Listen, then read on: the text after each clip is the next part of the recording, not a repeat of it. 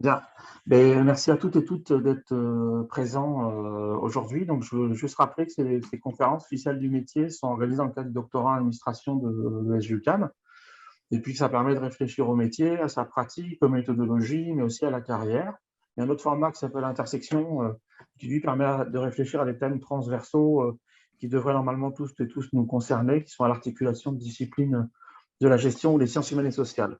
Voilà, voilà. Donc, n'hésitez pas à nous rejoindre. Généralement, si vous n'êtes pas sur la liste, je peux vous y mettre.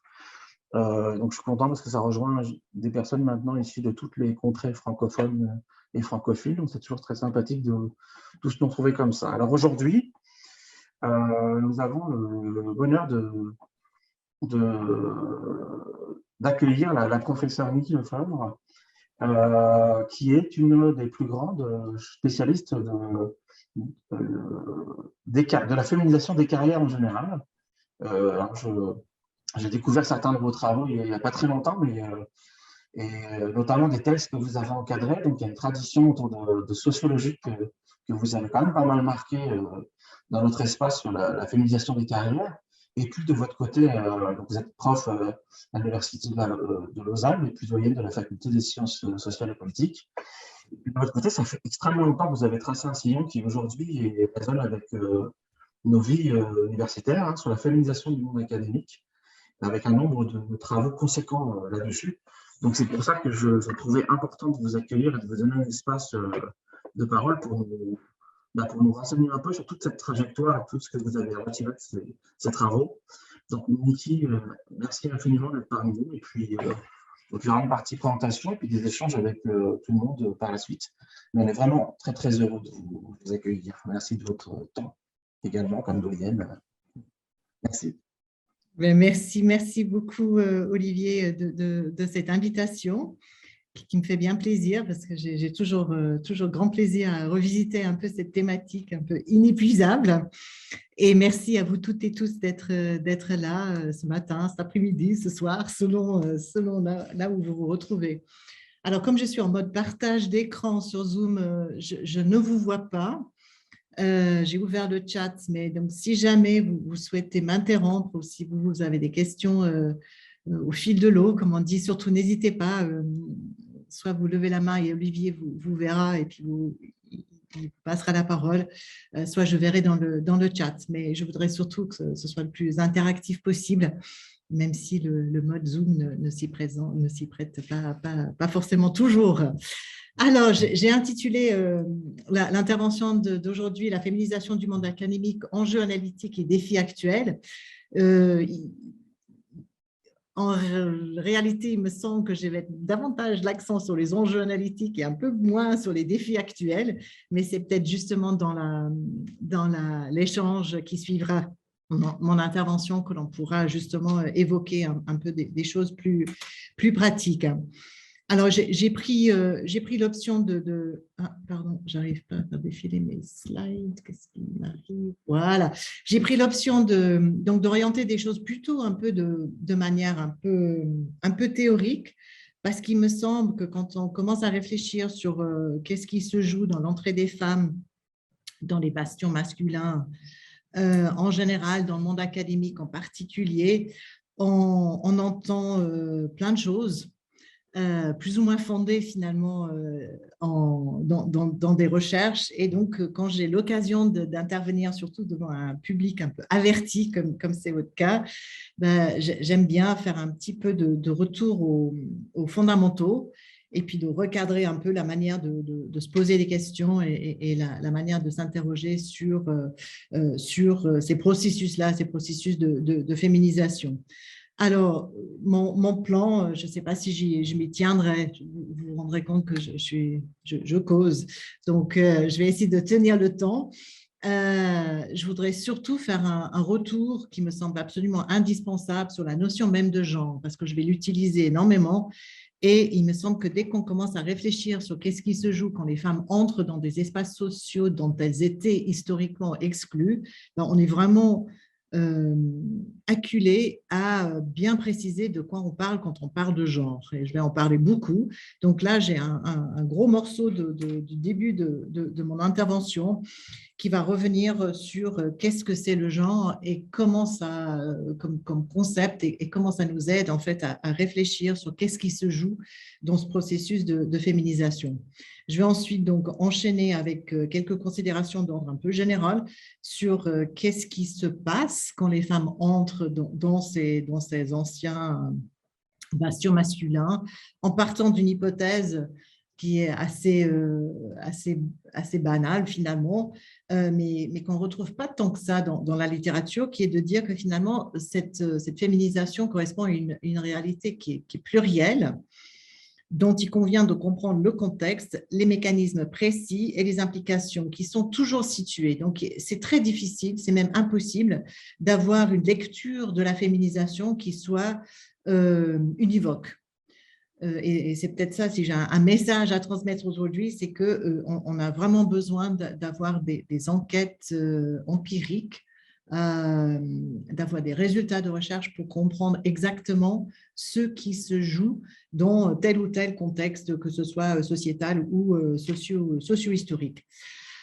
Ensuite, donc, je vais rentrer dans la dernière partie de mon exposé, qui va effectivement tourner autour de comment, d'un point de vue sociologique, on peut lire cette féminisation du monde académique, comment est-ce qu'on peut saisir les enjeux, comment est-ce qu'on peut comprendre en fait qu'est-ce qui se joue, en développant, mais de manière assez rapide, un certain nombre de travaux que nous sommes en train de mener plutôt dans des équipes internationales et pluridisciplinaires, notamment autour de cette notion de citoyenneté académique qui nous aide quand même à pas mal réfléchir sur les enjeux actuels.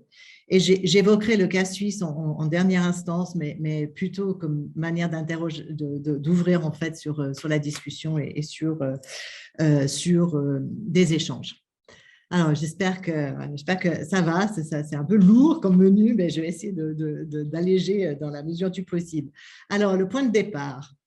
Point de départ, c'est ces graphiques qui sont très connus, qui sont publiés assez fréquemment dans différentes instances internationales. Celle-ci, elle vient d'une publication de la Commission européenne qui s'intitule She Figures et qui apparaît à peu près tous les 2 ans. Et inévitablement, on retrouve donc ces graphiques en forme de ciseaux qui nous montrent en fait que d'une majorité de femmes parmi le corps estudiantin dans les universités, là ici européennes, mais ça vaut aussi pour l'Amérique du Nord, eh ben, on finit par une petite minorité de femmes parmi le corps professoral. Et on voit en fait à quel moment de la trajectoire académique s'opère cette déperdition des femmes. Alors on parle de tuyaux percés, on parle de plafonds de verre, on parle de murs de verre, enfin il y a toutes sortes d'analogies pour rendre compte de cette évolution. Et je me dis, bon, finalement, ce n'est pas un mauvais point de départ parce qu'il s'agit en fait d'expliquer comment de cette majorité de femmes, on aboutit à de cette majorité de femmes étudiantes, voire même de majorité de femmes doctorantes dans certaines disciplines, on arrive à cette petite minorité de femmes professeurs.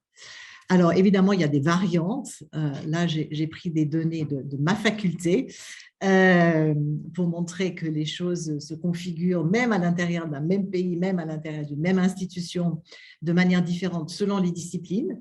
Donc là, vous avez les 4 disciplines de la faculté que j'ai le bonheur de piloter en ce moment.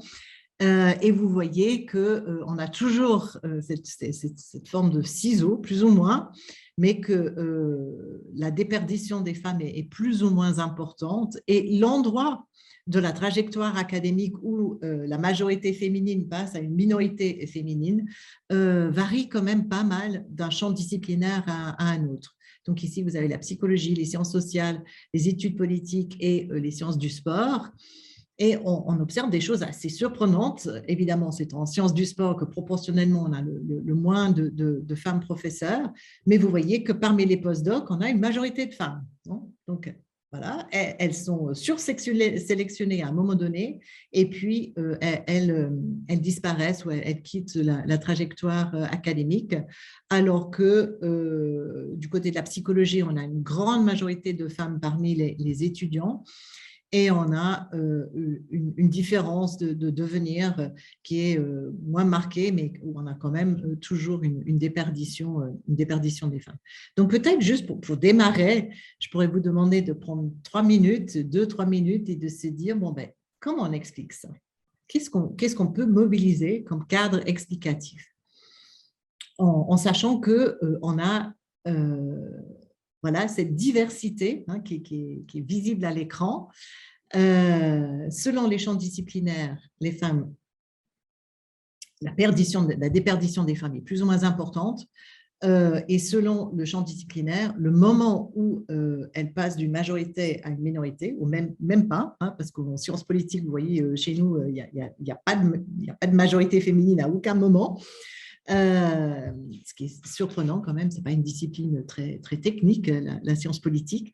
Comment est-ce qu'on peut commencer à réfléchir, lister quand même un certain nombre de pistes explicatives de cette déperdition? Puis vous allez voir que je vais revenir là-dessus plus tard dans mon exposé. Mais déjà, vous pouvez commencer à élaborer un certain nombre d'hypothèses ou de pistes explicatives que vous pouvez noter sur un bout de papier. Alors, j'allais revenir pour commencer un peu sur les fondamentaux, parce que j'ai besoin vraiment que l'on s'entende sur qu'est-ce qu'on entend par le genre quand on va examiner donc ces processus de féminisation. Alors, souvent, trop souvent, de mon point de vue, on utilise, on imagine la notion de genre au pluriel. Et on va parler des genres, donc on va identifier des différences de sexe biologique et puis des différences d'identité sexuée ou des différences de sexe social, comme on l'appelle parfois. Pour moi, même si cette manière de penser les genres peut nous aider à observer des pratiques sociales, on peut se dire il y a des hommes qui s'identifient plutôt comme féminins, il y a des femmes qui sont plutôt masculines, tout ça se mélange évidemment avec la question des orientations sexuelles, mais il me semble que d'un point de vue sociologique, en tout cas du point de vue de moi, ce qui m'intéresse, c'est qu'est-ce qui se joue quand les femmes arrivent dans ces espaces professionnels. Cette manière de penser les genres au pluriel n'est pas très éclairante, n'est pas très utile. Donc moi, je bannirais cette perspective-là pour plutôt défendre une position qui est celle que je martèle un peu depuis maintenant plusieurs années, pour ne pas dire plusieurs décennies, qui est de dire que le genre, en fait, c'est un processus social. Ce n'est pas quelque chose que l'on a, ce n'est pas quelque chose que l'on est, mais c'est bien un mécanisme social. Et au fil du temps, il me semble qu'on peut distinguer en fait 2 principes de base à ce processus social qui ont été bien documentés, qui ont été bien identifiés, bien théorisés, que j'illustre ici avec les travaux de deux éminentes chercheuses anthropologues francophones. On a d'abord un principe qui est un principe de différenciation. Donc, pour qu'il y ait du genre, il faut qu'on imagine que la société humaine est divisée en 2 sous-catégories. On peut admettre qu'il y ait des individus qui se situent à l'intérieur des catégories ou qui changent des catégories au fil du temps. Ça n'a pas vraiment beaucoup d'importance. L'idée de base, c'est qu'il y a quand même quelque chose qui différencie des hommes des femmes. Et ce qui les différencie est relativement arbitraire, varie dans le temps, mais constitue ce que l'anthropologue française Nicole Claude-Mathieu appelle le tabou de la similitude. Donc, ce tabou de la similitude nous rappelle que quand on parle de genre, on a dans l'idée qu'il y a des comportements qui sont attendus de l'un ou de l'autre sexe. Et qu'il y a, et c'est encore plus important, une stigmatisation ou une pénalisation chez des individus dont les comportements ne correspondent pas aux attentes normatives. Surtout d'ailleurs si leurs comportements sont plutôt proche de ce qu'on attendrait de l'autre sexe. Hein. Donc, cette espèce de confusion des genres est fortement pénalisée et fortement stigmatisée dans la plupart des sociétés actuelles, qu'elles soient occidentales ou d'ailleurs. Donc, il y a un consensus social qui est à chaque fois différent, hein, historiquement situé, de ce que constitue la bonne manière d'être un homme ou une femme. On voit bien que ça change au fil du temps. Hein, aujourd'hui, on va plutôt dans les pays occidentaux valoriser des hommes qui expriment leur côté féminin, hein, tout ça avec beaucoup de guillemets, bien sûr. Mais il y a néanmoins une bonne manière d'être un homme. Et ce qui est source de crainte et ce qui est source de peur collective, c'est cette idée qu'on ne saurait plus si les individus sont hommes ou femmes ou s'ils sont, voilà, où ils se situent. Ça, c'est le premier principe, donc le principe de tabou de la similitude. Le deuxième principe, c'est un principe de hiérarchisation. Qui est très important à se rappeler parce que le genre, ce n'est pas seulement une question de différenciation. Ce n'est pas seulement de dire, voilà, l'un sexe est différent de l'autre, doit être différent de l'autre, hein, de différenciation normative. C'est aussi un principe d'hiérarchisation qui dit en fait que ce qui est associé aux hommes et aux masculins, peu importe finalement, hein, que ce soit l'émotivité, que ce soit la concurrence, que ce soit peu importe les valeurs qui à un moment donné on va associer au masculin, que ces choses-là valent plus, sont socialement plus valorisées que les qualités ou les comportements que l'on va associer aux femmes et au féminin. Et donc, du fait de ce que Françoise Héritier appelle la valence différentielle des sexes, ben, on a effectivement une situation où les hommes bénéficient d'un accès légitime aux espaces sociaux qui sont les plus valorisés. Alors évidemment, ces espaces sociaux valorisés vont varier d'un contexte socio-historique à un autre, mais ce que l'on peut observer, c'est que cet accès privilégié leur procure de multiples avantages qui sont matériels, qui sont symboliques, que les hommes généralement n'en ont pas conscience, et que la masculinisation d'un espace social, c'est généralement le signe de sa valeur, et la féminisation amène toujours des craintes de dévalorisation sociale. Alors, ces quelques principes de base permettent donc vraiment de situer le genre résolument au singulier comme un processus social qui est historiquement situé, mais qui est dynamique, hein, qui n'est pas donné une fois pour toutes. Donc, comme je le disais tout à l'heure, le genre, ce n'est pas quelque chose que l'on possède, ce n'est pas quelque chose que l'on incarne. Il s'agit d'un principe d'organisation sociale qui prescrit des rôles, des places et les comportements qui sont attendus de la part des hommes et des femmes, qui récompense les conformités à ces attentes, qui sanctionne les transgressions. Les transgressions sont socialement coûteuses. Ça, c'est quand même quelque chose de très important à se rappeler. Mais que ce genre, il n'existe pas en dehors des interactions humaines. Il est fabriqué par nos attentes et la projection que l'on a sur autrui des attentes à notre égard. Donc, de mon point de vue, ainsi défini, le genre devient vraiment un outil analytique qui est extrêmement éclairant pour comprendre les différentes configurations de féminisation des espaces professionnels. Surtout si on parle évidemment de l'entrée des femmes dans des espaces qui sont relativement prestigieux. Et avec cet outil, on peut comprendre donc, les mécanismes par lesquels les femmes ont été historiquement exclues de ces espaces. Donc, prenons l'espace académique hein, comme un espace qui a été monopolisé par des hommes pendant de nombreuses générations. Permet de comprendre aussi quelles sont les stratégies que les femmes adoptent pour accéder à ces espaces et quelles sont aussi les raisons pour lesquelles un certain nombre d'entre elles vont renoncer à s'orienter vers ces espaces masculins ou des filières d'études dites masculines de manière plus ou moins durable. Alors, je me permets de vous renvoyer donc à un ouvrage qui date considérablement, mais qui pour moi reste une aventure personnelle assez importante parce que c'est dans ma collaboration avec Rosemary Crompton, qui est une sociologue britannique de grand renommée, qui a beaucoup travaillé sur les enjeux de féminisation du marché du travail.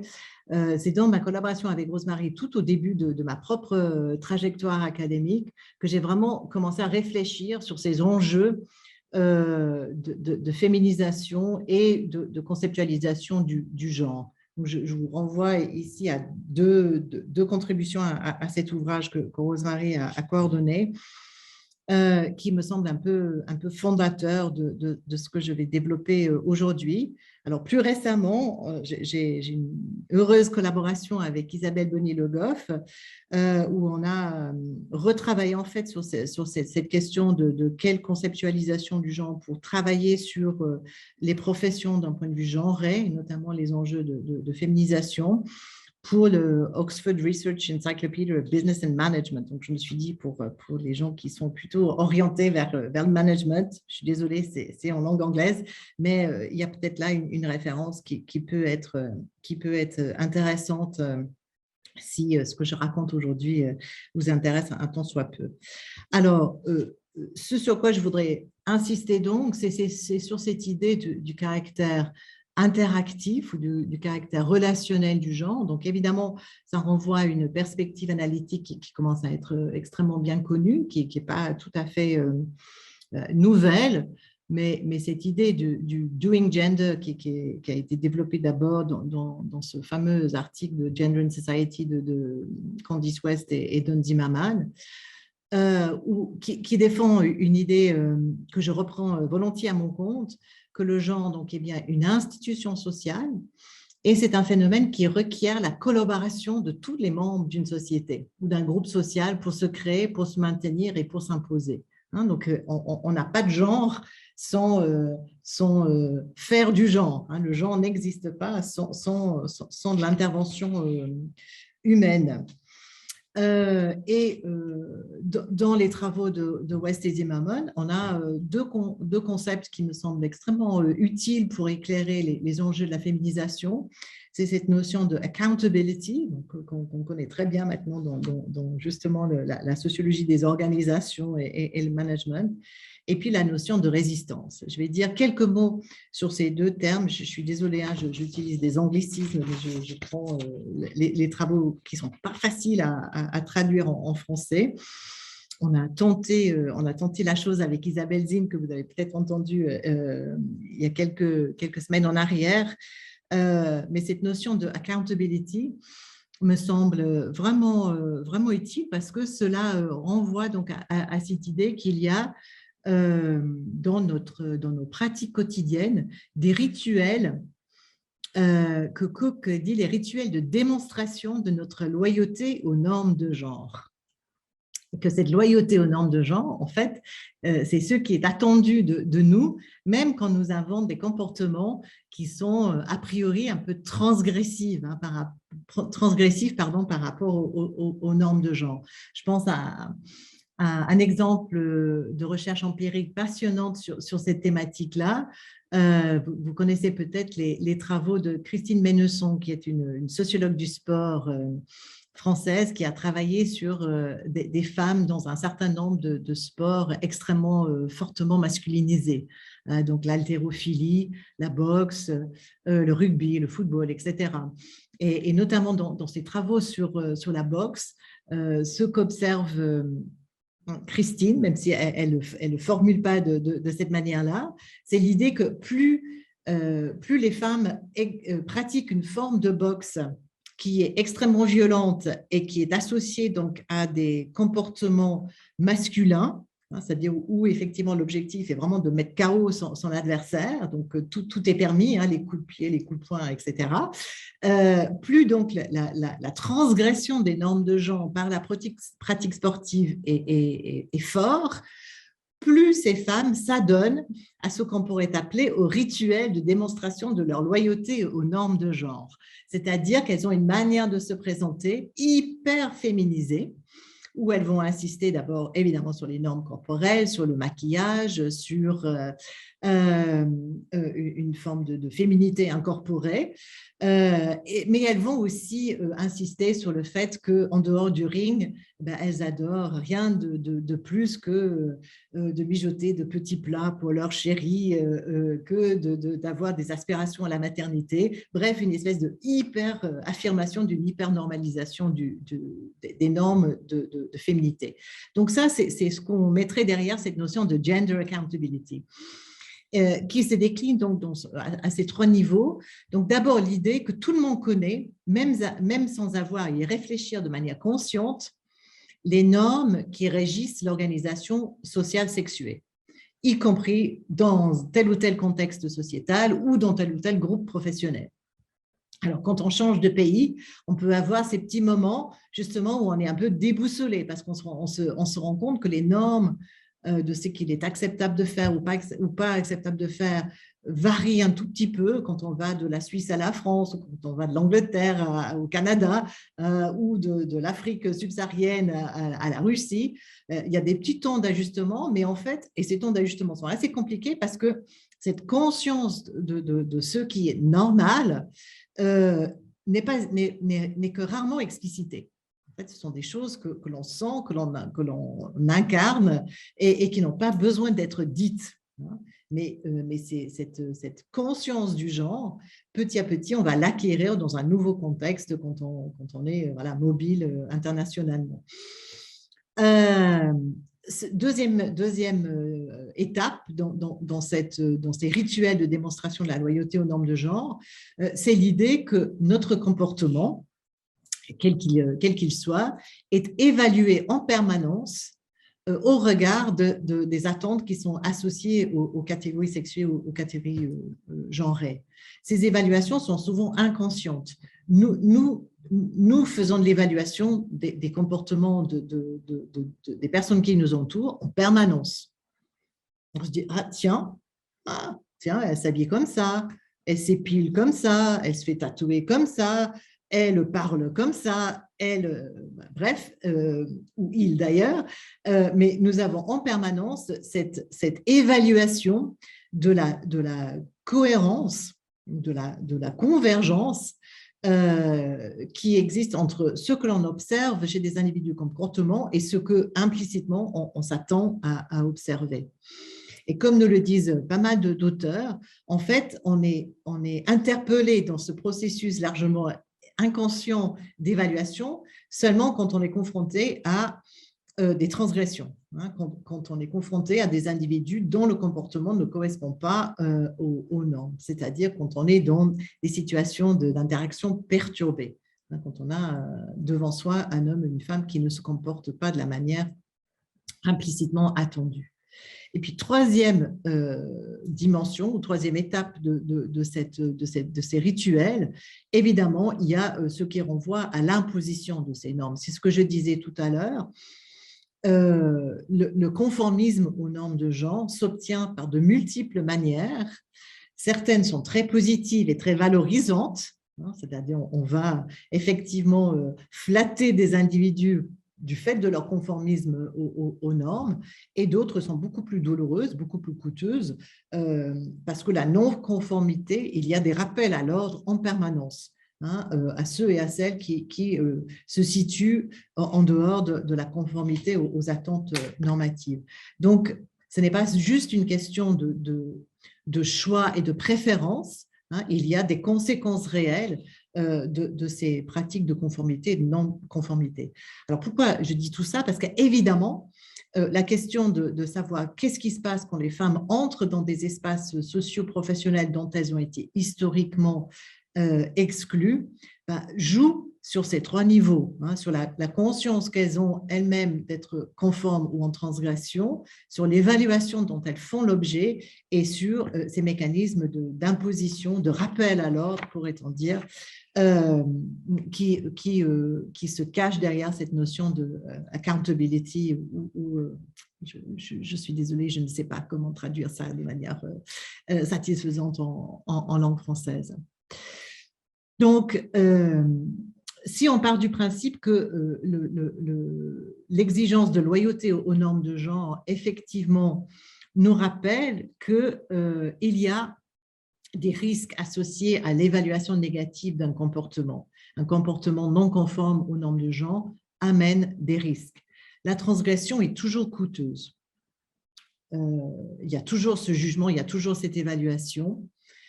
Et ces évaluations, évidemment, importent énormément pour à la fois l'identité des individus, leur manière de se sentir à l'aise ou pas à l'aise dans certains espaces sociaux, et évidemment pour leur reconnaissance. Donc, ce n'est pas juste une question de ressenti, c'est aussi une question d'interaction. Et l'idée que l'on peut développer, c'est que les individus donc, anticipent les évaluations de leurs différents comportements possibles et imagine à l'avance les implications possibles du conformisme ou de la transgression. Donc, tout ça, des fois, on l'explicite, mais souvent, ce sont des choses qui vont un peu de soi. Et que l'on a donc le souci, dans la vie de tous les jours, de gérer nos pratiques en fonction des réactions possibles, des réactions prévisibles de nos autrui significatifs, face à des choix d'orientation scolaire, des choix d'orientation professionnelle, des ambitions professionnelles que l'on peut manifester dans tel ou tel contexte institutionnel. Et la gestion de ces interactions, évidemment, va être déterminée par le contexte institutionnel précis dans lequel a lieu cette gestion. Et comme je le disais avec l'exemple des boxeuses tout à l'heure, généralement, ce que l'on observe, c'est que les individus qui transgressent des normes de genre dans un domaine, en général, ils ou elles mettent en œuvre des mécanismes qui consistent à se convaincre, mais aussi à convaincre autrui de leur loyauté en fait aux normes de genre, c'est-à-dire ces espèces de réajustements, une hyperféminisation de femmes qui endosseraient des pratiques sociales habituellement réservées aux hommes. Toutefois, évidemment, il faut introduire de la dynamique là-dedans et penser ces mécanismes de loyauté aux normes de genre nous permet, me semble-t-il, nous oblige même à réfléchir à ce que serait un refus de conformisme. Qu'est-ce que c'est en fait une résistance à ces exigences de conformisme? Et donc, le genre, évidemment, a une force coercitive, ça c'est largement reconnu, mais en même temps, nous sommes obligés d'admettre que toute norme est historiquement située et toute norme est susceptible d'évoluer au fil du temps. Donc, si on admet que notre conformisme au genre s'effectue toujours sous contrainte, sous contrainte de notre mécanisme d'autorégulation, mais aussi sous contrainte du regard d'autrui, on peut évidemment laisser aussi entendre qu'il y a dans cette interaction toujours des marges d'interprétation, toujours des marges de manœuvre qui nous permettent d'imaginer comment les critères de jugement vont évoluer ou pourraient évoluer au fil du temps. Et donc, on ne peut pas penser le pouvoir, cette capacité des groupes dominants à évaluer nos comportements sans imaginer, en bonne Foucauldienne, les possibilités de résistance et de contestation de ces normes, notamment par les groupes minoritaires. Donc, pour moi, penser le genre, c'est à la fois penser effectivement ces contraintes sociales de l'interaction qui fabriquent les normes de genre, mais c'est aussi penser comment ces normes pourraient évoluer au fil du temps, comment on pourrait changer les normes de genre et imaginer ce qui pourrait permettre donc des évolutions de ces normes au fil du temps, voire ce qu'on pourrait appeler quelque chose de l'ordre du dépassement du genre, où on en viendrait à effriter les deux fondements du genre, à la fois le tabou de la similitude et puis la valence différentielle des sexes. Voilà, en guise de transition, donc je propose donc qu'on pense le genre comme un processus social dynamique et qui permet, penser de cette manière-là, de clarifier les enjeux de l'accès des femmes aux carrières scientifiques, aux carrières académiques, de se dire qu'est-ce qui se passe, est-ce que cette entrée des femmes dans ces bastions masculins est compatible ou pas avec les principes fondateurs du genre. Donc, qu'est-ce qui se joue du côté des principes de la différenciation et des principes de la hiérarchisation? Comment est-ce que l'entrée des femmes dans ces espaces-là se pense en termes de loyauté aux normes de genre? Et en même temps, et c'est évidemment là qui est un peu compliqué, en même temps, on est obligé de se demander si cette féminisation ne serait pas porteur d'une transformation plus ou moins radicale de la manière de se penser, de se percevoir et d'agir en tant qu'individu sexué, c'est-à-dire que se dire que la féminisation, dans certaines conditions, pourrait être un signe de résistance aux normes de genre, pourrait être révélateur en fait de quelque chose qui n'est pas de l'ordre de la reproduction des modèles genrés ou des principes de genre à l'identique. Donc, s'intéresser à la féminisation des professions, qu'elles soient académiques ou autres, ne va pas de soi. Interpréter cette féminisation ne va pas de soi. Et à chaque fois, il faut donc mobiliser des enquêtes empiriques, récolter des données pour essayer de comprendre, de saisir ce qui se joue autour de ce processus qui est quand même un processus de changement social. Quel est le sens sociologique finalement de ce changement social?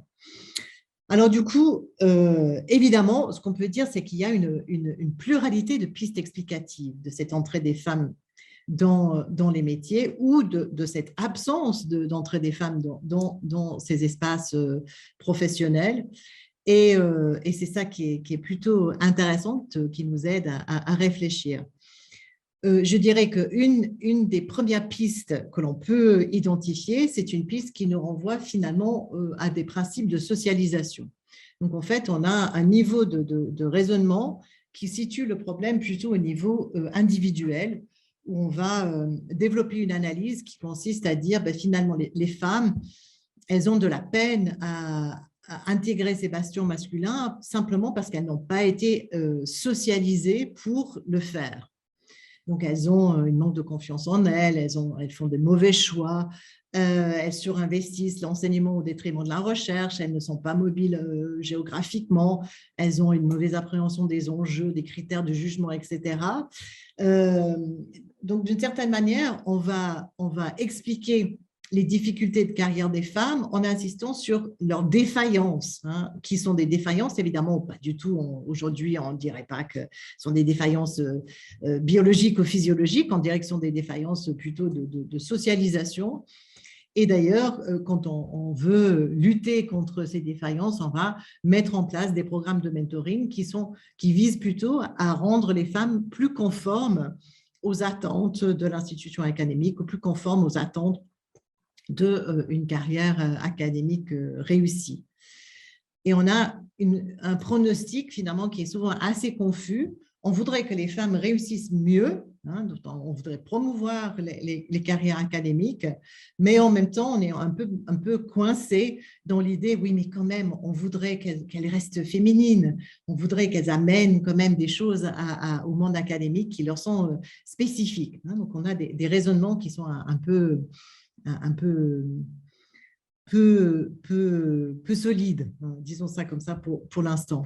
Un deuxième registre d'analyse de ces difficultés, c'est de dire finalement, les femmes, elles sont victimes en quelque sorte des attendus de genre.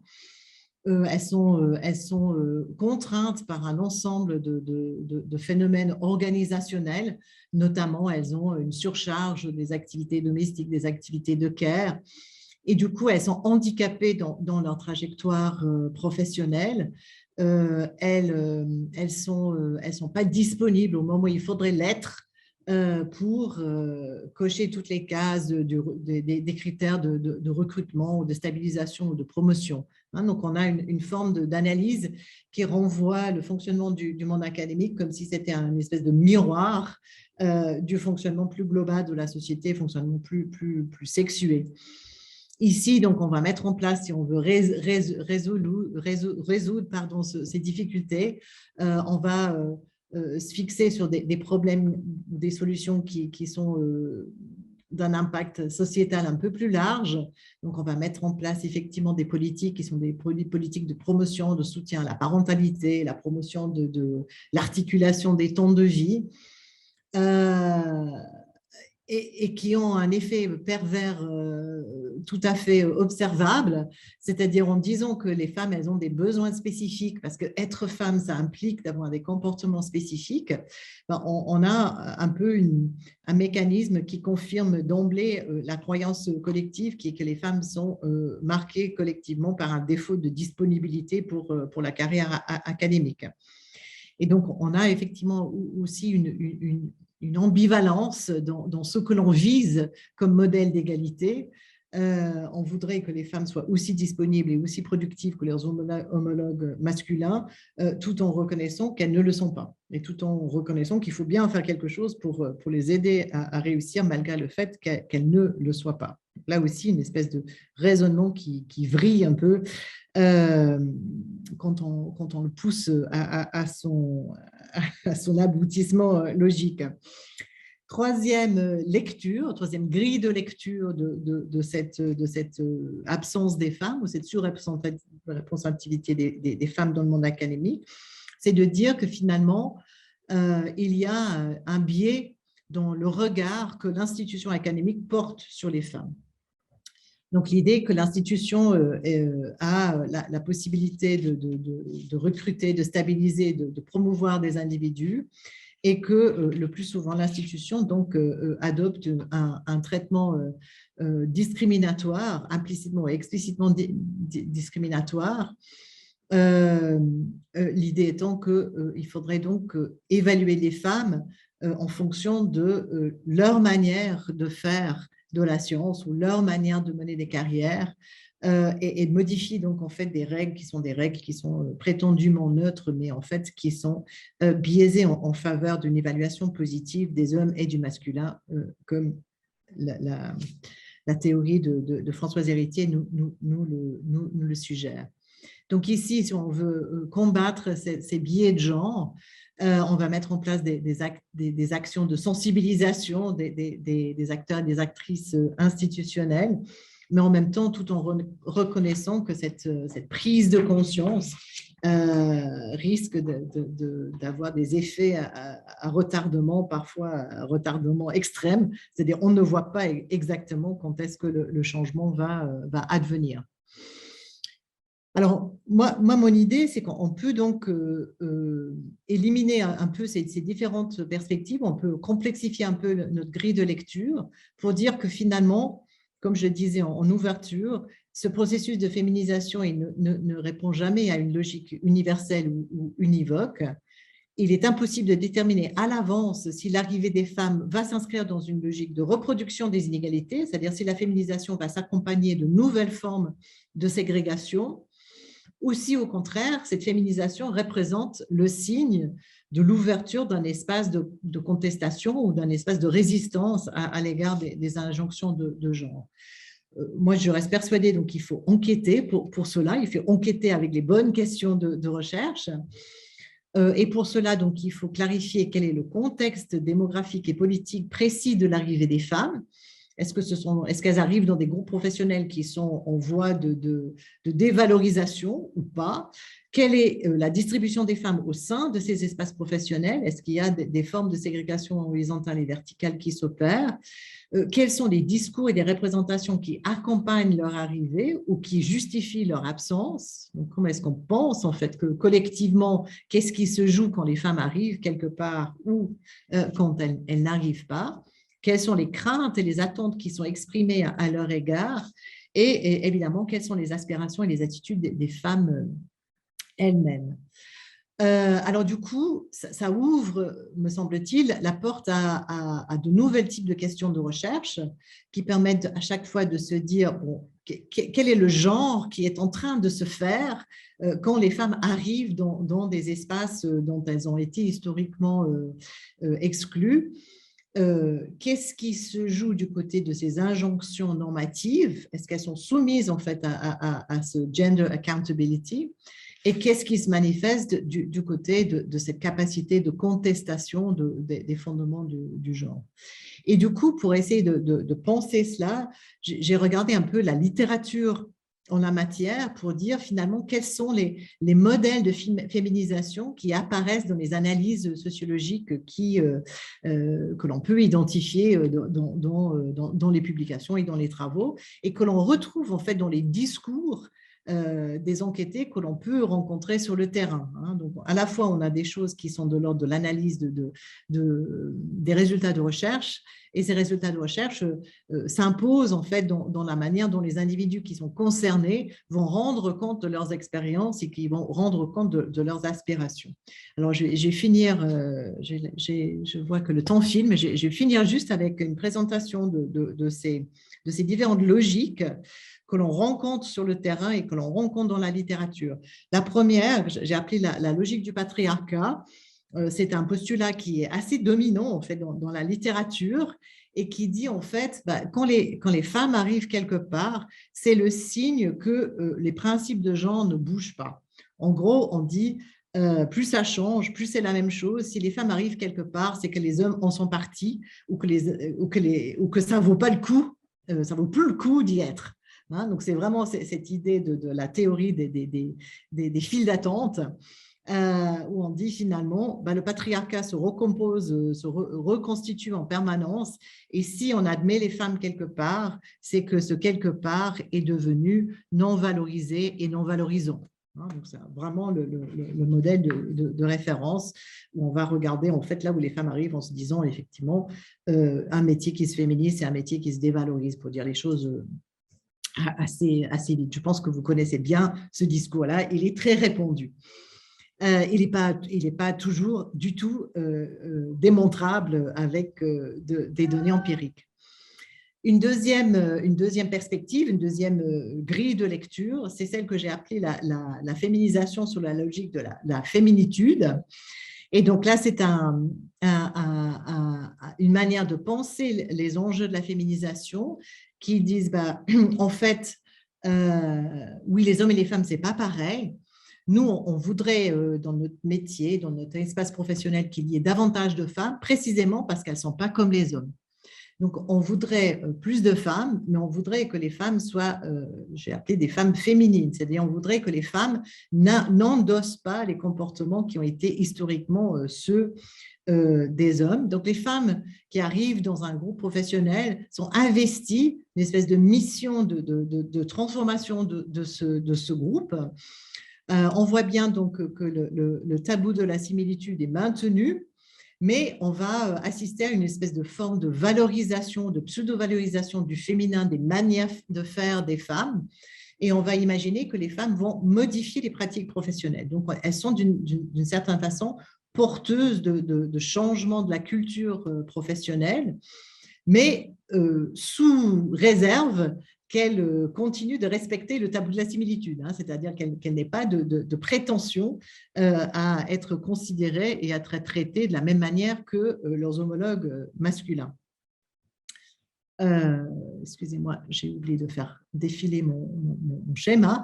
Troisième manière de penser cette féminisation, c'est quasiment l'exact contraire de la logique que je viens d'évoquer. C'est une logique selon laquelle le prix à payer pour les femmes, pour que les femmes puissent rentrer dans les espaces professionnels masculins, c'est qu'elles se virilisent. C'est-à-dire donc on va maintenir l'idée que le masculin est bien ce qu'il y a de plus valorisé, de plus valorisable, mais on va admettre qu'un certain nombre de femmes, généralement pas très nombreuses, mais néanmoins un certain nombre, soient susceptibles d'adopter des comportements qui sont des comportements traditionnels considérés comme masculins. Et du coup, ces femmes-là, évidemment, elles vont être confrontées à cette forte pénalisation, ce jugement négatif qui est généralement réservé aux individus qui ne sont pas conformes aux normes de genre. Donc, on va admettre que les femmes qui ont un sens très développé de la concurrence, qui ont les dents longs, qui sont ambitieuses, etc., ben, elles pourraient devenir professeur ordinaire, par exemple, hein, dans le système académique. Mais bon, hein, ce sont des femmes dont on ne souhaite pas toujours la proximité. Hein. Ce sont des femmes qui ont une certaine forme de jugement négatif sur qui elles sont et comment elles sont, c'est-à-dire être une femme masculine, ce n'est pas être l'équivalent d'un homme masculin, bien évidemment, parce qu'il y a cette notion de transgression des normes de genre. Donc ici, on admet que le tabou de la similitude peut être dépassé, mais du coup, l'arrivée des femmes dans un groupe professionnel, ça fait quoi? Ça fait rien. Hein. Finalement, on a des femmes, mais on a des femmes qui se comportent comme des hommes. Et donc, la culture professionnelle ne change pas, la hiérarchisation des sexes ne change pas. On a une féminisation qui est finalement le fait d'une petite minorité de femmes qui acceptent en fait de payer le prix des transgressions et du jugement négatif qu'elles risquent de susciter. Et puis, évidemment, on voit bien que ces manières-là de penser l'arrivée des femmes sont des manières relativement statiques, hein, c'est-à-dire on va continuer de réfléchir la féminisation dans le cadre du tabou de la similitude et de la valence différentielle des sexes. On va imaginer que quelque chose bouge là autour, mais fondamentalement, le système reste inchangé. Le genre continue de fonctionner en dépit de ces quelques transgressions individuelles. Alors qu'il me semble, si on veut vraiment aller au bout de notre imagination sociologique, on est obligé de penser que la féminisation pourrait être pensée comme le résultat de New Gender Enactments, comme disent les théoriciennes du Doing Gender, c'est-à-dire un renversement du genre en tant que principe d'organisation sociale. Et là, on aurait donc un modèle de féminisation qui nous obligerait à réfléchir sur qu'est-ce que ce serait en fait un dépassement, qu'est-ce que ce serait une dynamique du genre, qu'est-ce que ce serait une féminisation qui transformerait, qui serait porteuse en fait de la transformation du cadre normatif et des agencements de genre ou de ces fameux doing gender que l'on observe. Et à ce moment-là, on voit bien que la féminisation, on est obligé de le penser comme quelque chose qui modifie le tabou de la similitude, qui modifie la valence différentielle des sexes et qui transforme les pratiques et les cultures professionnelles, puisque l'idée, c'est que des hommes et des femmes, du coup, deviennent interchangeables et inventent des pratiques et des cultures professionnelles qui ne sont ni masculines ni féminines, mais qui sont caractérisées par une certaine indifférenciation, une certaine interchangeabilité des individus des deux sexes ou des deux genres ou des deux identités genrées, peu importe comment on formule cela.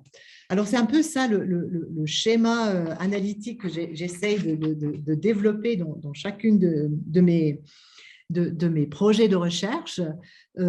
Penser donc qu'est-ce qui se joue quand les femmes arrivent dans ces espaces historiquement masculins et de se dire qu'on ne connaît pas à l'avance le sens de cette arrivée. En fait, je crois que c'est ça en fait le message, d'admettre que ça pourrait être quelque chose qui est de l'ordre de la reproduction des normes de genre et des hiérarchies de genre, mais ça pourrait aussi être quelque chose qui est de l'ordre de la transformation de ces normes de genre, que ce soit en termes de tabou de la similitude ou en termes de valence différentielle des sexes.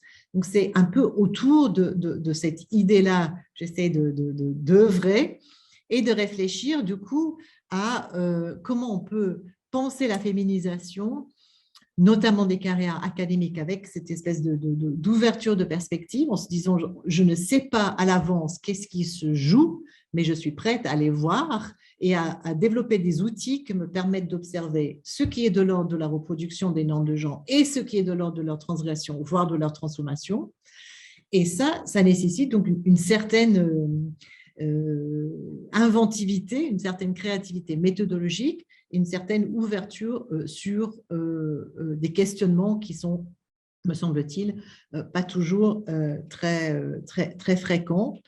Et ça permet aussi, accessoirement, mais moi, dans mon travail actuel, ce n'est pas du tout accessoire, de se dire, du coup, quels sont les effets pervers potentiels d'un certain nombre de politiques de promotion de l'égalité, parce que si on a un modèle de genre de référence, par exemple le modèle de la féminisation ou féminitude, on va adopter des politiques d'égalité qui peuvent avoir des effets pervers, voire des effets négatifs, puisque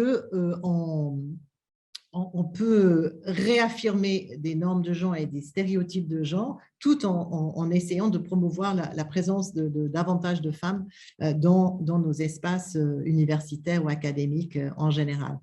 Bon, je crois qu'il vaut mieux que je chemine gentiment vers la fin. Je vois que j'ai dépassé mon temps de parole, je m'en excuse. Donc, je voudrais juste dire que ces questionnements-là, sur qu'est-ce qui se joue autour de la féminisation, dans mes derniers travaux, dans mes derniers projets de recherche, ont percuté de plein fouet des questions qui aujourd'hui deviennent d'une actualité brûlante et qui concernent la question de la précarisation des carrières académiques. Donc du coup, quand on commence à se dire que il y a de la précarité, il y a de la vulnérabilité dans les trajectoires académiques et que les chances qu'ont des individus qui font des thèses d'obtenir des postes académiques stables diminuent à vue d'œil. Mais du coup, on pose, me semble-t-il, on est obligé de poser un peu différemment la question des enjeux de la féminisation. Observer l'entrée des femmes dans un monde académique, dans un monde professionnel académique qui se précarise, ça nécessite un peu de renouvellement de ces outils analytiques. Donc, c'est exactement ce que nous avons essayé de faire avec mes collègues à l'Université de Lausanne, cette idée de travailler autour de la question du genre et de la précarisation des trajectoires académiques ou des carrières académiques. Et c'est dans ce cadre-là que l'on a donc analysé en fait des aspirations, des trajectoires des postdocs dans le contexte, là en l'occurrence l'article en Gender Work and Organization, c'est dans le contexte islandais.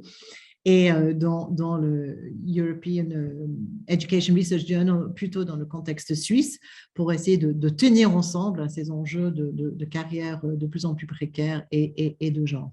Et c'est autour de ces considérations que l'on aboutit donc à cette idée de citoyenneté académique ou de citoyenneté académique genrée, qui est, je dirais, un peu l'entrée thématique par laquelle je développe mes collaborations à l'heure actuelle avec mes collègues en Suisse, mais aussi plus lointain en Irlande, en Norvège et au-delà. Voilà, je pense, je m'arrête là. J'avais encore quelques petits détails à faire, mais je pense qu'il vaut mieux que je m'arrête là et que j'ouvre à la discussion. Merci beaucoup, Niki, de cet exposé. Je vous propose voilà, de départager l'écran pour pouvoir accéder. Voilà, mais on va entrer dans la phase de conversation avec vous, Niki. Merci beaucoup de cet exposé. Donc, Pénélope. Ensuite, Denis. Est-ce que Caroline, tu as comme une croix, en fait? Je pense que ça veut dire, en tout cas, on va dire Pénélope, Denis, Rim. Merci beaucoup. Je prends tout de suite la parole parce que je vais devoir quitter rapidement. On a une autre rencontre à HEC. Donc, Pénélope Codello, je suis professeure au département de management à HEC Montréal. Donc, déjà, merci beaucoup, Niki, pour cette présentation. J'ai pris beaucoup de notes. Ça m'a vraiment beaucoup intéressée. J'avais trois petites choses. Une première chose, juste partager que moi, ça me parle actuellement beaucoup, c'est des recherches qui m'ont toujours intéressée. Puis à HEC Montréal, on est en train de mener une étude justement sur la carrière, alors pas seulement des académiques, mais aussi des académiques. Donc, si tu le permets, Niki, peut-être qu'on contactera à un moment donné pour échanger là-dessus. Et ensuite, j'avais deux questions pour toi, puis vraiment encore merci pour la présentation. J'aime vraiment beaucoup là ton continuum avec les 4 formes de féminisation. La question que je me posais, je reconnais derrière les dynamiques de changement en fait que ça demande, cette question de féminisation, que je reconnais derrière, mais tu vas me dire si c'est ça que vous aviez en tête aussi, le modèle de Václavic sur le changement de niveau 1, niveau 2, c'est-à-dire quand je vois que sur les premiers niveaux, plus ça change et plus c'est la même chose, c'est un peu ce que nous dit Václavic sur le changement de niveau 1 et ce que tu disais en fin de séminaire sur, il y a beaucoup de politiques, mais on a aussi des politiques qui engendrent et qui entretiennent la reproduction, donc donc je voulais savoir. Et puis alors le dernier modèle là, comment tu l'as appelé, dynamique dépassement du genre. Là, on serait dans un changement de niveau 2 de Václavic où en fait, tu déstructures, en fait, tu questionnes les modèles existants. Ça, c'est ma première question. Puis ma deuxième, elle est liée à ça. Est-ce que tu as pu observer dans le monde académique des actions ou justement qui seraient de cette catégorie-là du dépassement du genre? Est-ce que on a des bribes de ça déjà qui pourraient nous inspirer? Merci beaucoup. Olivier, je réponds au fur et à mesure.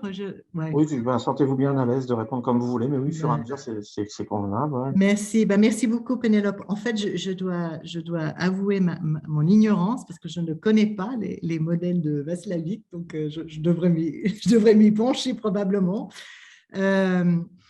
Mais apparemment, effectivement, on est dans l'idée que les choses, enfin, que si les femmes arrivent quelque part, c'est que quelque chose a changé.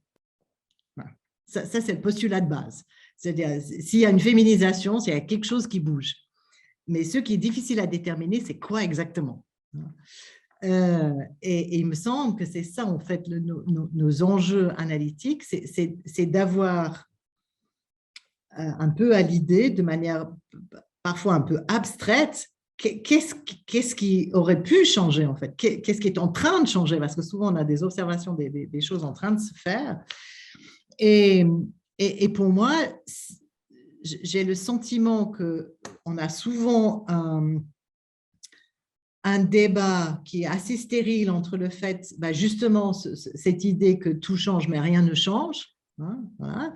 Et une autre perspective qui consiste à dire maintenant, il n'y a plus de différence, voilà, on a égalité des chances, voilà. Et donc, pour moi, c'est vraiment nécessaire d'être plus subtil et d'avoir une idée que de se dire, d'abord, tout changement n'est pas nécessairement positif, c'est-à-dire il peut y avoir des changements qui sont voilà, pas forcément très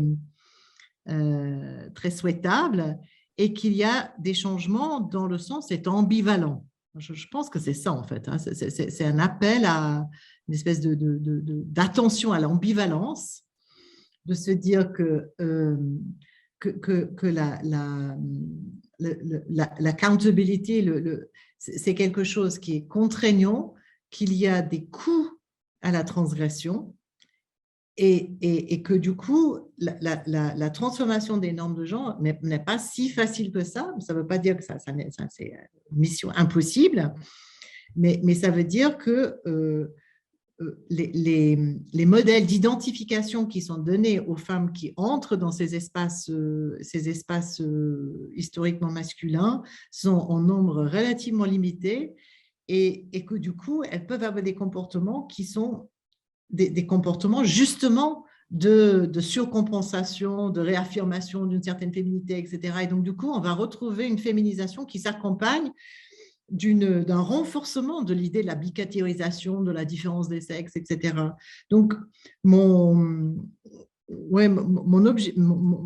idée, c'est plutôt ça, c'est-à-dire d'abord de ne pas jeter l'anathème, de ne pas dire, oh là là, mais ces femmes, voilà, pourquoi elles sont les reines abeilles, enfin voilà, pourquoi elles ont des comportements qui ne sont pas des comportements soutenables, elles ne sont pas soutenantes à l'égard d'autres femmes, par exemple, hein, elles s'entourent de jeunes hommes prometteurs.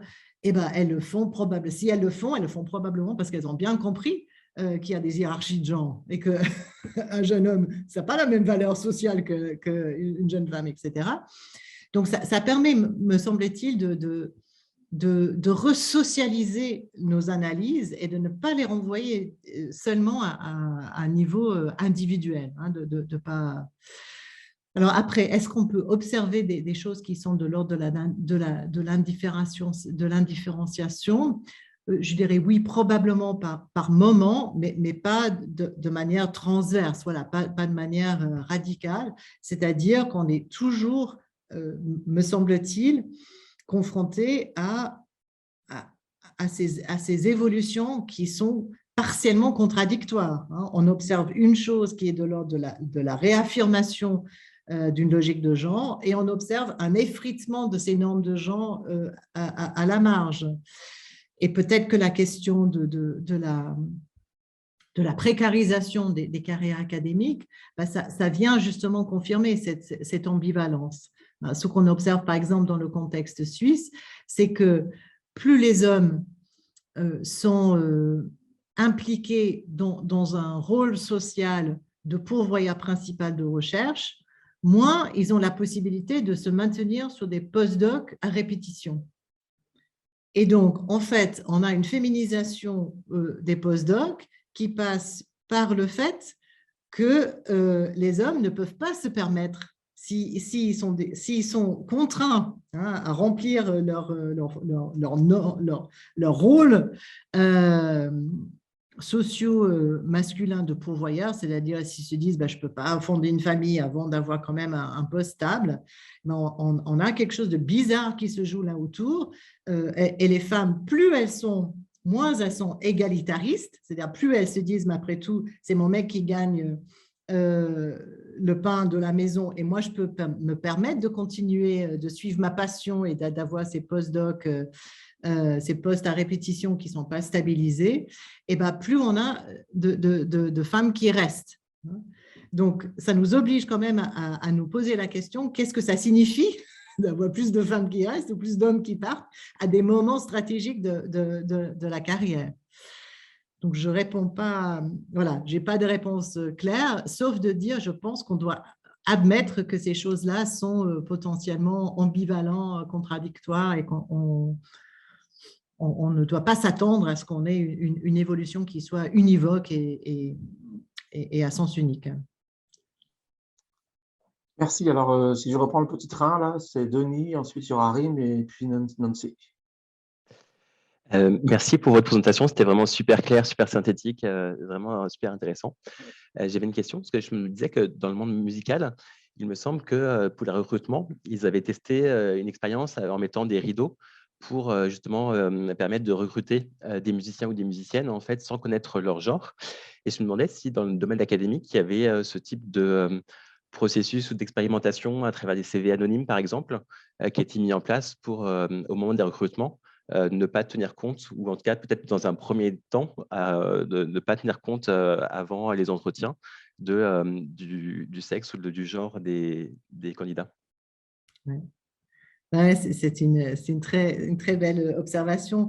Et effectivement, il y a quelques expérimentations dans ce sens, mais elles sont assez rapidement, elles butent contre d'autres types de politiques de promotion de l'égalité qui consistent justement à dire oui, mais enfin, quand même, comme objectivement, les femmes, elles n'ont pas les mêmes carrières, les mêmes trajectoires, comme leur carrière académique sont davantage impactées par les événements familiaux, il faut quand même leur permettre de faire état de ces perturbations, entre guillemets, et du coup, le CV anonyme ne permet pas de le faire. Voilà, vous voyez ce que je veux dire. Et in fine, alors souvent, on utilise le Fonds national suisse est effectivement en train d'essayer de développer un nouveau format de CV académique, et on a eu des discussions absolument passionnantes là autour. Et donc, en fait, on a, je pense que vous connaissez la convention DORA, qui consiste en fait à interdire aux universitaires d'utiliser des indicateurs purement bibliométriques et quantitatifs pour évaluer des dossiers. Donc, c'est quelque chose qui est assez répandu, en tout cas, dans les universités européennes. Et donc, l'idée est du coup d'avoir des CV académiques où les individus ne listent pas tout ce qu'ils ont produit, mais ils ne donnent à voir que les 5 choses les plus importantes à leurs yeux de ce qu'ils ont produit. Donc, en fait, ça modifie un peu les critères d'évaluation. Mais à un moment donné,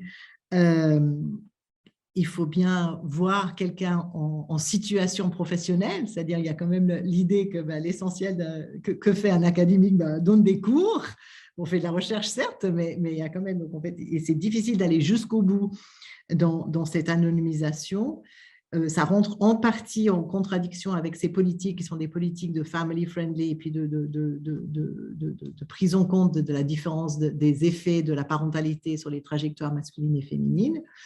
Mais ce que l'on a observé dans le groupe de travail qui a travaillé sur ces nouveaux formats de CV pour le Fonds national suisse, c'est qu'en fait, qu'est-ce qu'on demande aux gens de faire? On demande aux gens de dire, en fait, pourquoi ces 5 choses-là, ils ont choisi comme étant les plus importantes ou les plus significatives de leur trajectoire.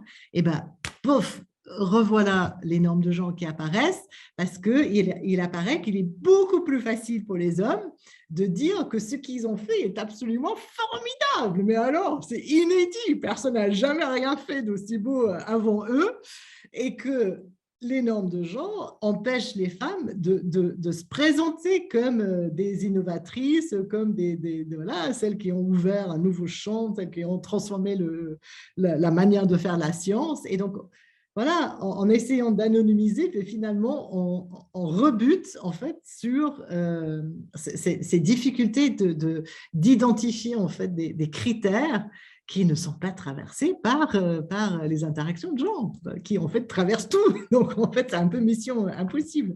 Donc oui, il y a des discussions très intéressantes autour, mais on voit bien que le genre, il est partout, hein, il est y compris dans la manière, la capacité que l'on a, l'aisance que l'on a avec la présentation de soi, et que du coup, on retrouve potentiellement des biais, y compris quand justement tout a été fait pour essayer de les éviter. Mais bon, ça ne veut pas dire qu'on ne puisse pas avoir, je ne sais pas, l'équivalent du paravent des orchestres pour la sélection des musiciens, mais ça demande une sacrée réflexion sur ces performances, en fait, hein, de genre. Merci. Alors, je vois Rim et ensuite Nancy. N'hésitez pas à vous inscrire dans la file des questions si vous avez le goût, ou d'intervenir par clavardage. Merci beaucoup pour cette présentation. Alors moi, je vais revenir sur un concept que vous avez évoqué, le concept de pluralité. Et là, je pense qu'au sein disons, du monde académique, il y a plusieurs trajectoires. Certes, il y a des femmes qui rencontrent des obstacles. Pour autant, il y a des femmes qui réussissent à avoir des postes et des positions privilégiées. Et là, ma question, est-ce que cette logique nous pousse à penser la carrière au sein du monde académique en se basant aussi bien sur, disons, le positionnement privilégié des femmes et la sous-représentativité des femmes, c'est-à-dire de fuir cette binarité en termes d'absence et de présence et de penser en termes de coexistence de trajectoire. Voilà, merci. Merci beaucoup, merci. Ouais, c'est une très belle question aussi. Moi, effectivement, cette idée de se dire qu'il y a une pluralité de trajectoires, ça me semble absolument indispensable. Après, il me semble qu'on est obligé de se demander, on est obligé de ne pas être naïf et ne pas faire abstraction des hiérarchies qui traversent notre monde académique. C'est-à-dire ces trajectoires, dont leur pluralité, ne sont pas équivalentes. Il y a des trajectoires qui sont valorisées, il y en a d'autres qui sont dévalorisées, il y a des trajectoires qui vont mener très loin et d'autres qui vont mener plutôt sur les chemins de traverse. Alors, ça n'a, pour les individus, une trajectoire de traverse peut être tout à fait intéressante, hein. Précisément parce que c'est peut-être ce qui permet de donner des gages, hein, d'être dans le accountability, justement de donner des gages de la non-menace que ces femmes représentent pour l'institution ou pour l'ordre de genre, hein. Donc, on peut tout à fait imaginer que après, je vous renvoie à tous les travaux qui portent sur les enjeux de maternité ou de non-maternité, c'est-à-dire si on a des trajectoires féminines qui se caractérisent. Oui, j'avais un tableau que je voulais vous montrer en fait. On a fait quelques années en arrière, on a fait une comparaison des professeurs d'université en France et en Allemagne. Et on s'est rendu compte qu'en France, pour devenir professeur d'université, que l'on soit femme professeur d'université, il y avait des configurations familiales qui étaient quasi identiques à celles des hommes professeurs d'université. C'est-à-dire, les profs d'université n'étaient pas plus souvent célibataires, elles n'étaient pas plus souvent sans enfants que leurs homologues masculins. Du côté de l'Allemagne, c'était tout le contraire. Les femmes professeurs, elles étaient massivement, majoritairement célibataires, sans enfants. Donc ça, on peut dire, bon, ça, c'est de la pluralité. Enfin, quand même, donc, pour moi, quand je lis ces travaux-là, je me dis, ben là, il y a des normes de genre qui ne se positionnent pas de la même manière, et il y a une transgression des normes de genre qui n'est permise que sous certaines conditions. Et dans le cas des carrières féminines académiques allemandes, qui est assez proche du modèle suisse, d'ailleurs, que je découvre aujourd'hui, clairement, la pluralité des trajectoires, elle s'arrête là où la combinaison maternité et professorat commence.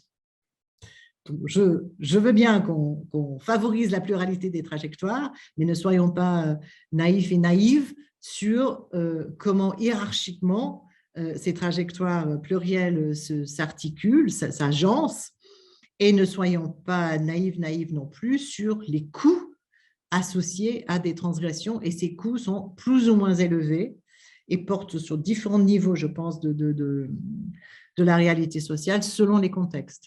Donc oui, moi je suis tout à fait d'accord. Évidemment, les femmes, elles arrivent dans ces espaces. Mais moi, ce n'est pas juste d'observer qu'elles arrivent. Moi, je veux comprendre sous quelles conditions elles arrivent et qu'est-ce que ça fait au genre, en fait. Ce n'est pas tellement qu'est-ce que les femmes font au monde professionnel qu'elles investissent, c'est d'un point de vue analytique, qu'est-ce que ça nous apprend de l'évolution du genre dans nos sociétés contemporaines. Je ne sais pas si j'ai répondu à vos questions, mais… Oui, merci beaucoup. Nancy? Oui, merci. Merci beaucoup pour cette explication vraiment nuancée des notions pour penser le genre comme processus social dynamique. Je trouvais vraiment intéressant plusieurs concepts que vous avez évoqués. Entre autres, je reviens un peu sur certains commentaires qui ont déjà été faits, mais la 4e grille de lecture pour dépasser la dynamique. Vous parliez d'une indifférenciation progressive des pratiques. Je trouve le concept très prometteur pour imaginer la transformation, mais on se retrouve, comme vous l'avez évoqué, en face de plusieurs paradoxes.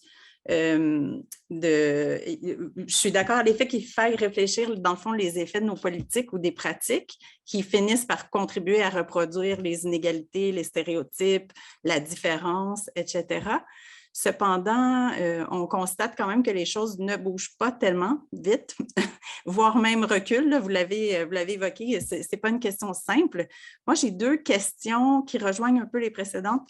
La première, c'est est-ce que vous avez des exemples ou des anecdotes à partir de ce que ce schéma analytique a permis de documenter dans vos travaux, dans vos terrains? Je serais curieuse de voir si vous avez des exemples de pratiques de résistance, de transformation. Puis, la deuxième question rejoint un peu l'intervention de Rim au sujet de la pluralité, mais je me demandais comment vous intégrez l'intersection des rapports sociaux, donc sachant que la représentation des femmes racisées, marginalisées, les identités de genre non-binaires sont encore plus sous-représentées. Donc, je serais curieuse de vous entendre là-dessus. Merci beaucoup. Merci beaucoup, Nancy. Peut-être que je commence avec la dernière question parce qu'elle est effectivement fondamentale, comment introduire de l'intersectionnalité là-dedans. Moi, il me semble que cette manière de penser le genre comme institution sociale, en fait, hein, ça permet aussi de penser toutes sortes d'autres hiérarchies sociales. En fait, ce principe de différenciation hiérarchie, il me semble qu'on peut le généraliser à d'autres types de structuration sociale.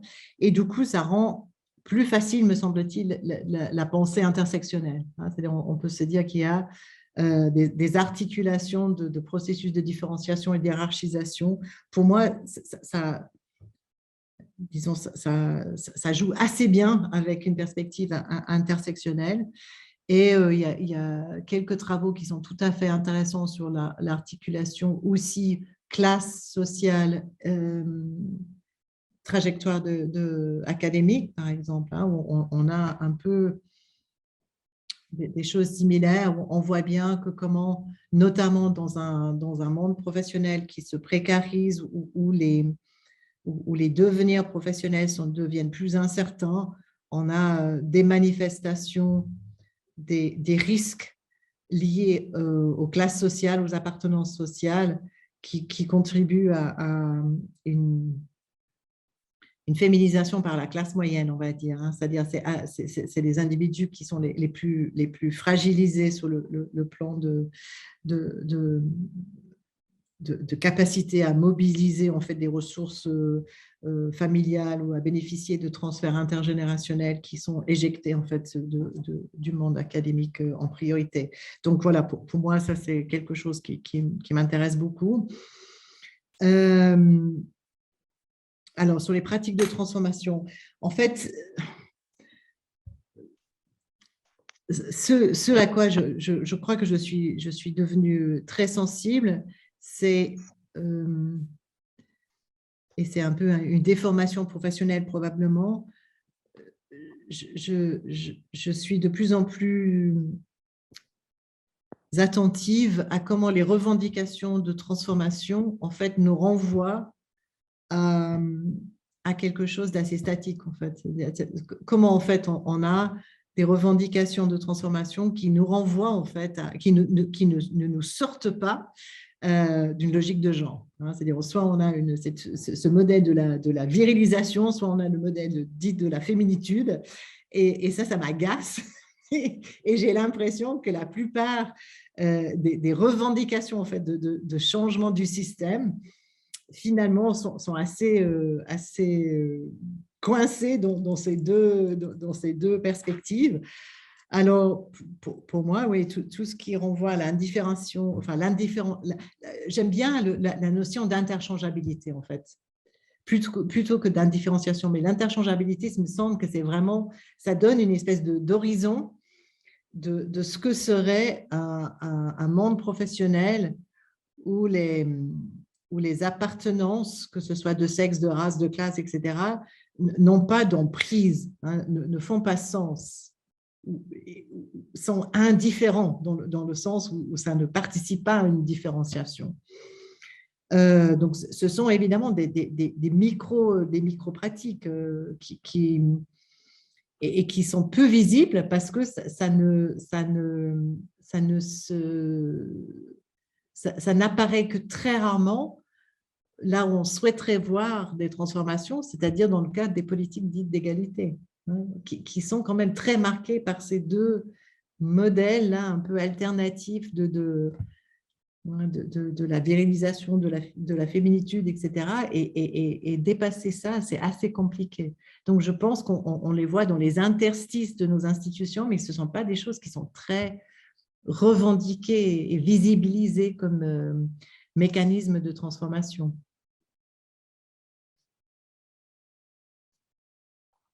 Merci. Est-ce qu'il y a une autre intervention? Clavardage, petite main levée. Anne-Laure? Merci beaucoup, Niki, de cette présentation. Alors, pardonnez-moi parce que je ne suis pas du tout familière de ces champs d'études, mais je voulais m'adresser à vous en tant que, je crois que vous avez des positions administratives et je me demandais, en tant que doyenne, en tant que manager, en tant que gestionnaire, qu'est-ce que vous-même, vous faites ou quels sont ces petits pas au quotidien que vous avancez pour faire changer de l'intérieur. Et cela peut-il nous inspirer? Merci beaucoup. Merci. J'ai l'impression que les universités québécoises et canadiennes sont plutôt source d'inspiration pour nous, plutôt que le contraire. Mais justement, ce qu'on essaye de faire, c'est de déspécifier dans la mesure du possible les mesures que l'on adopte sans pour autant nier qu'il y a des effets sociaux spécifiques sur les femmes. Donc, c'est une opération de haute voltige, mais qu'on essaye de tenir le cap, c'est-à-dire de se dire, bon, on va pas arrêter, par exemple, de soutenir des femmes qui sont en retour de congé maternité, parce qu'on sait que ça, c'est des moments vraiment très stratégiques dans une carrière. Et donc, on propose effectivement des allègements de services d'enseignement pour des femmes qui sont au retour de congé maternité, en se disant que c'est à ce moment-là qu'elles ont le plus de risques, en fait, de ne pas pouvoir maintenir une certaine productivité scientifique, que ce soit en termes d'obtention de fonds, de publications. Donc là, c'est clairement quelque chose qui s'adresse aux femmes, parce qu'on sait de par la littérature qu'un congé mat et un retour avec un enfant en bas âge, ça a des effets réels. Par contre, alors ça a donné lieu à des discussions assez houleuses. On a décidé tout récemment que des hommes qui prendraient un congé parental, donc c'est des congés non rémunérés chez nous en Suisse, donc c'est dire que c'est assez rare que les hommes en prennent, mais qu'un homme qui prendrait un congé parental aurait droit aux mêmes avantages, entre guillemets, parce que on veut renvoyer le message que l'investissement dans l'accompagnement de jeunes enfants, ce n'est pas quelque chose qui est spécifique aux femmes, et que les personnes qui s'adonnent à ces activités-là méritent en fait le soutien de l'institution. Voilà, donc à la fois quelque chose qui ne nie pas les spécificités des difficultés auxquelles les femmes sont confrontées, mais qui essaye de généraliser au-delà des seules femmes pour des personnes qui témoignent d'un engagement familial réel. Voilà. Mais par contre, pas généraliser à l'ensemble des hommes qui ont des enfants, parce que là, on sait que c'est juste pas, voilà, l'organisation concrète d'une vie familiale à l'arrivée d'un enfant, c'est davantage préjudiciable aux femmes qu'aux hommes. Donc ça, on le sait. Mais voilà, donc on est en permanence en train de déspécifier là où ça se justifiait, sans pour autant faire perdre aux femmes en fait des mesures qui ont été acquises de haute lutte, hein, et qui sont là justement pour essayer d'indifférencier les parcours ou de gommer les effets négatifs, notamment de la parentalité sur la productivité scientifique. Bon, c'est un petit exemple, mais je peux vous dire, ça nous a mobilisé des heures et des heures de discussion. Et puis, bon, finalement, on va voir ce que ça donne. Et on a une politique qui est une politique qui consiste à favoriser les candidatures féminines sur les recrutements, à veiller à une composition sexuelle équilibrée des commissions de nomination, enfin tout ce qu'on fait dans toutes les universités, mais tout en étant vraiment un peu conscient des effets pervers que ça peut avoir, qui sont bien documentés, hein, dans un domaine, dans un champ académique où il n'y a pas de femmes. Si vous exigez d'avoir X% de femmes dans toutes les commissions, ben, ça veut dire que les rares femmes qui y sont, ben, elles se tapent toutes les commissions, parce que voilà, elles sont… Voilà, donc essayer d'avoir au moins une conscience de ces effets, et voilà, des biais et des effets pervers potentiels, et de les expliciter de manière à ce que ça devienne un problème organisationnel, un problème de l'institution, et pas le problème des femmes elles-mêmes. Je crois que c'est ce passage-là en fait qui est le plus important. Mais on n'a de loin pas trouvé la solution miracle, malheureusement. Et ce n'est pas parce qu'on travaille sur ces sujets-là qu'on y arrive mieux que d'autres, je pense. C'est peut-être ça qui est un peu déprimant. Mais... Les résultats ne sont pas top. Hein. Dans ma faculté, on n'a pas une féminisation du corps professoral qui s'est merveilleusement améliorée depuis que je suis en charge de ces questions-là. Donc, c'est déprimant. Merci. Bien, merci beaucoup. Ben, on va terminer par une intervention de Massilva. À toi, Massilva. Merci, Monsieur Germain. Donc, merci beaucoup, Madame Lafleur, pour votre présentation. Ça fut vraiment intéressant, malgré que ça ne rejoint pas trop en fait, mon champ d'expertise, mais en tant que future enseignante, chercheuse, ça m'intéresse beaucoup, ça m'interpelle. Moi, je suis dans le marketing, donc je ne suis pas dans le management, mais c'est quand même très interrelié par rapport je veux dire, au milieu académique. Puis, donc, tout ça pour dire que durant la COVID, en fait, je lisais quelques articles pour comprendre un petit peu les inégalités de sexe, justement, par rapport aux carrières académiques éventuellement. Et dans un article, donc, en fait, où il y a eu une étude exploratoire, il a été confirmé qu'il y a justement, comme vous dites, les disparités entre les hommes et les femmes se sont accentuées depuis la COVID et ne font que s'accentuer depuis le télétravail avec les enfants que justement on doit garder à la maison et tout.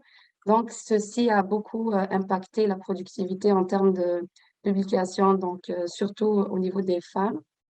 Et l'université de Harvard, justement, avait proposé même de l'argent à des professeurs femmes uniquement pour les aider à avoir des gardiennes privées, justement pour les aider à faire plus de publications et ne pas les impacter dû à la COVID. Et je me demandais un petit peu quelle est votre position, quelle est votre, voilà, par rapport à votre bagage riche et très élargi dans le domaine. Donc, qu'est-ce que vous suggérez de façon très concrète par rapport à des moyens que les universités pourraient utiliser justement pour favoriser plus les femmes qui vivent cette réalité des tâches domestiques, des soins aux enfants? C'est quelque chose qui est très lent à changer, on ne va pas se le cacher là. Donc voilà, je vous remercie de votre intervention. Merci beaucoup, merci pour cette question. Effectivement, c'est un peu le nerf de la guerre. Alors, figurez-vous, je ne sais pas si je vais arriver à mettre la main dessus, juste littéralement 10 minutes avant de me connecter là pour la séance d'aujourd'hui, j'ai vu, je crois que c'est sur Twitter, une toute nouvelle enquête qui dit tout le contraire, qui dit finalement la productivité scientifique des femmes n'a pas été impactée aussi négativement qu'on le dit, enfin que les enquêtes le montrent. Je vais essayer de retrouver, comme ça je vous le mets, je vous l'envoie par la suite. Alors, je n'ai pas eu le temps de lire l'article dans le détail, mais de ce que j'ai vu, parce que évidemment, ça m'interpellait juste avant d'intervenir ici, c'est de dire d'abord qu'il y a d'énormes différences par champ disciplinaire et que, d'une certaine manière, les implications de ces éventuelles différences ne sont pas les mêmes selon champ disciplinaire. C'est-à-dire là où il y a des disciplines où la productivité, entre guillemets, est vraiment le nerf de la carrière. Puis il y a d'autres disciplines où finalement, c'est autre chose qui joue. Donc, on a deux ambivalences. On a d'abord, ce n'est pas si clair que ça. En fait, est-ce que c'est les femmes et les hommes? Est-ce que c'est les femmes dans les disciplines masculines comparées aux hommes dans les disciplines masculines? Est-ce que c'est les parents comparés aux non-parents? Enfin bref, il y a toutes sortes là de questionnements sur quel est l'effet Covid réel. Et puis, même si on arrive à montrer qu'il y a une productivité féminine sévèrement impactée négativement, reste à savoir ce que ça implique. Parce qu'on n'est pas dans les mondes académiques où le H-index ou je ne sais pas, les autres indicateurs bibliométriques, par exemple, moi, dans ma faculté, nous n'utilisons pas le H-index. Alors, jamais, je ne saurais même pas aller où le chercher. Donc, c'est l'implication que peut avoir ces résultats, qui sont intéressants à comprendre, n'est quand même pas identique d'un domaine académique à un autre, d'un pays à un autre. Il y a des pays où effectivement les indicateurs de productivité sont vraiment ce qui va déterminer les recrutements, d'autres où c'est autre chose qui joue. Pas toujours autre chose qui est favorable aux femmes, mais enfin autre chose qui joue. Et du coup, je trouve ça vraiment très, très... Évidemment, il faut aller le voir. Évidemment, il faut comprendre qu'est-ce qui s'y joue. Mais, par exemple, si je prends le cas allemand auquel je faisais référence tout à l'heure, si la condition pour se maintenir dans la carrière académique en Allemagne quand on est femme, c'est de ne pas avoir d'enfants, là, on peut supposer que l'effet Covid sur les femmes académiques allemandes va quand même être sacrément moins important que dans d'autres pays où on a des configurations familiales plus diversifiées chez les femmes.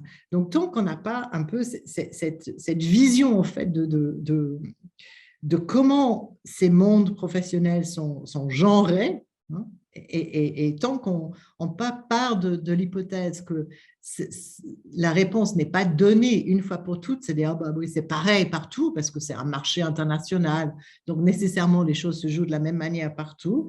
Ben moi, mon expérience en tant que Britannique ayant travaillé 17 ans en France et maintenant depuis 12 ans en Suisse, je peux vous assurer que non, ça ne joue pas de la même manière partout. Ce sont vraiment des systèmes, des mondes professionnels très différents. Donc, voilà, moi, je dirais oui, c'est tout à fait intéressant d'aller voir productivité post-Covid, etc., mais sortant de l'idée que nécessairement,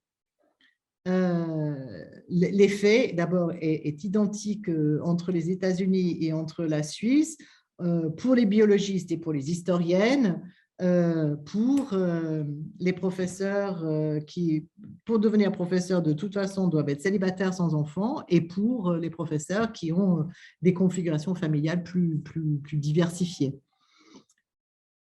Donc, c'est une réponse qui n'en est pas une, mais, oui, mais voilà, mais je pense vraiment qu'on gagne à complexifier un peu ces analyses-là.